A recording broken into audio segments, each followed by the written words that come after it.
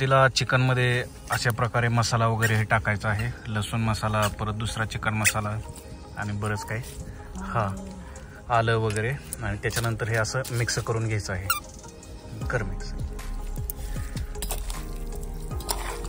तर हे 1.5 kilo chicken, तर ते पूर्णपणे मिक्स झालं पाहिजे. आलं लसूण याची पेस्ट वगैरे बनवलेली आहे, कोथिंबीर याची. आणि एकदा का हे व्यवस्थित सगळं मिक्स झालं की तोपर्यंत इकडं कढईमध्ये तेल आहे गरम करायला टाकलेलं आहे. इकडे आलेलो आहे आणि मस्तपैकी आम्ही बनवणार आहोत चिकन करी. तर मस्तपैकी शेतामध्ये आम्ही थांबलेलो आहोत. इकडेच साईडला शेततळ्याचा नजराणा, इकडेच आहे आमचं शेत वगैरे, इकडेच आहे आमचं शेळीपालन शेत, आणि इथेच आम्ही चूल मांडून आज मस्तपैकी चिकन करी बनवणार आहोत. त्या चुलीची मांडणी करायला सुरू आहे. चुलीची मांडणी झाली की मग याच्यामध्ये वाळलेली सुकी लाकडे करून चिकन गरम करायला ठेवायचं. चूल पेटवायला तयारी केली. एक पेपर आणि काडीच्या सहाय्याने. काडीला थोडासा गुलाल आलाय, ओली असल्यामुळे ते होईना झाले, तर आता दुसरी काडी घेऊन पेटवावं लागेल. तर बघूया, पेटेल असं वाटते. चूल पेटवून झालेली आहे. आता ह्याच्यामध्ये वतायचं आहे तेल. तर सुरुवातीला किती वाटत तेल लागेल दाजी? तांब्याभर पाणी गरम करून घ्या आणि ते एका तांब्यामध्ये वतायचं आहे. कारण हे पाणी ज्यावेळेस तुम्ही मटण चिकनला तडका देईल त्याच्यानंतर हे गरम पाणी असलं की एकदम लवकर शिजतंय. नंतर पातेलं आहे असं ठेवायचं. सुरुवातीला वतायचं आहे तेल. तर 1.5 किलो चिकन आहे आणि 1.5 किलो चिकनसाठी साधारणतः एवढं तेल वतायचं आहे. तर खालून चुलीचा जाळ वगैरे एकदम मस्त सुरू आहे. तर तेलाला थोडीशी गरम होऊन द्यायचं आहे. तेल चांगल्या प्रकारे गरम झालेलं आहे. मग तेलामध्ये हे जे मिक्स केलेलं चिकन होतं ते टाकायचं. तर तेलाच्या तडक्याचा पण आवाज यायला लागलेला आहे आणि असे उकळी पण फुटले. तर हे चुलीवर बनवायला सुरू आहे. खालून जाळ असल्यामुळे ते एकदम जास्त करपत पण नाही किंवा जास्त हे पण होत नाही.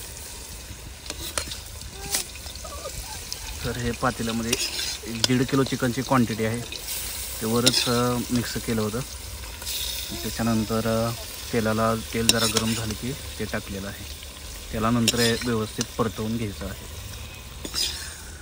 तसेच साईडला असा सीन आहे आमच्या तळं वगैरे. एकदा शेतामध्ये चिकन खायची इच्छा झाली ती चिकन करी, तर बनवायला सुरू आहे.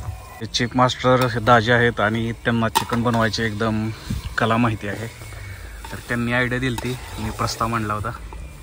तर आता ते चिकन हे करायलेत, तेलामध्ये टाकलं होतं, आता ते हलवायला सुरू आहे. थोड्या वेळ खालून जाळ सुरू आहे. दाजी चिकन बनवत आहेत. कढईतलं तर चिकन सगळं संपलेलं आहे. एकदम मस्त खमंग वास वगैरे यायला लागलेला आहे. थोडीशी चुलीची सेटिंग झाली नाही पण काय हरकत नाही.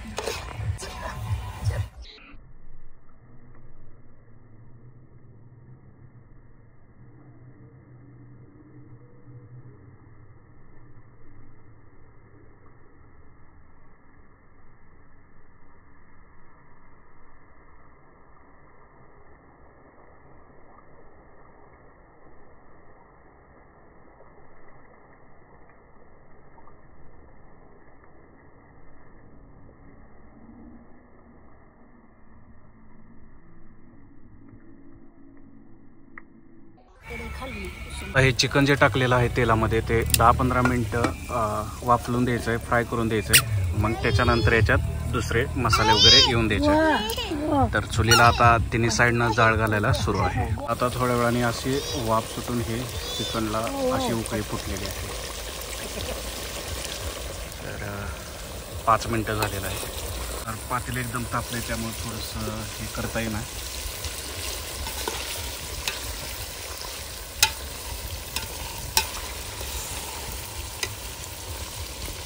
तर हे ते अशा प्रकारे परतून घ्यायचं एकदम. हे मटण चिकन हे करून 10 मिनटं झालेले आहेत. तर अशा प्रकारे वाफलत आहे. खालून जाळ एकदम जोरात सुरू आहे.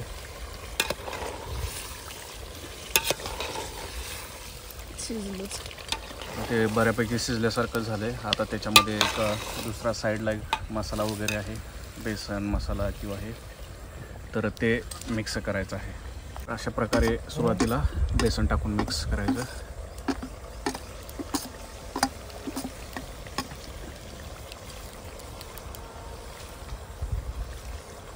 हे 5 मिनिटं मिक्स करून ठेवायचं. त्याच्यानंतर बाकीचं दुसरा मसाला आहे तो टाक.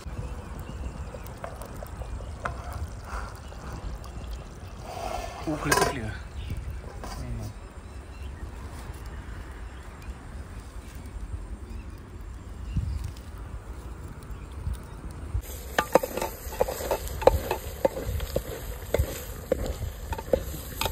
आता लय जाळ घाल नका बघ. त्याला तळायला पाहिजे बघ. याला तळ्यावर मऊ पडतं असं केलं. अर्ध्या तासानंतर एकदम भाजी बनून तयार झालेली आहे. भाजीला एकदम उकळी वगैरे फुटलेली आहे. तर हे सराउंडिंगचं वातावरण. तर आता भाजी एकदम ह्याच्यावर ठेवलेली आहे आरावरती. हे जर काढलं तर अशी उकळी फुटलेली दिसेल. आम्ही टेस्ट करून बघितली की पीस शिजलेत का नाही आणि एकदम प्रॉपर पद्धतीने शिजलेलं आहे.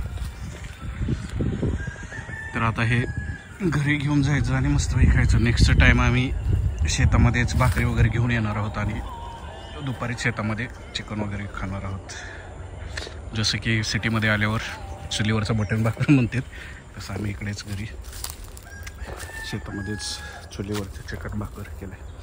आणि ज्यावेळेस आपण स्वतःहून बनवतो त्यावेळेस एक टेस्ट आणि जी चव असते ती एकदम वेगळीच असते. तर बघूयात. तर इथून पुढे तर पार्टीला सुरुवात झाली. तर याच्या पुढे असे वेगवेगळे आम्ही ग्रेव्ही ट्राय करणार आहोत. आज तर आमटी वगैरे केलं आहे. नेक्स्ट टाईम सुका रस्सा वगैरे हे ते मिठाचं वगैरे तशा पद्धतीने ट्राय करतो. तर व्हिडिओ वगैरे कसा वाटला ते सांगा आणि चॅनलला सबस्क्राईब करा. शेवटी एक चिकन ताटात वाढल्यानंतर कसं दिसतं ते एक बनवून येतील. अशा प्रकारे सुरुवातीला बेसन टाकून मिक्स करायचं.